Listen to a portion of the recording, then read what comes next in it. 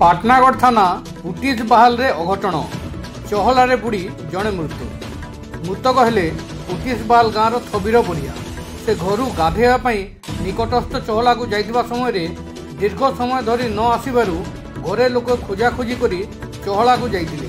सेठारे से बुड़ी जाइतिबा देखि पाटनागढ़ अग्निशम विभाग को खबर देवा परे अग्निशम विभाग पहुंची उद्धार करी पाटनागढ़ डाक्तरखाना को आनिथिला। डाक्तर तांकु मृत घोषणा करथिले। एही घटना परे अंचल रे शोकर छाया खेली जाइछि। पाटनागढ़ पुलिस एक अपमृत्यु मामला रुजु करी तदंत आरंभ करथिबा जणा पड़िछि। पुणी थरे कहि रखुछु पाटनागढ़ थाना पुटिस बाल गाँव रे अघटन चहलारे बुड़ी जड़े मृतक हेले पुटिस बाल गाँव थबीर बरिया। से घर गाधेवा निकटस्थ चहला को जाइतिले। दीर्घ समय धरी न आसिबारु घरे लोके खोजाखोजी करी चहला को जाइतिले। सेठारे से बुड़ी जाइतिबा देखि पाटनागढ़ अग्निशम विभाग को खबर देइतिले।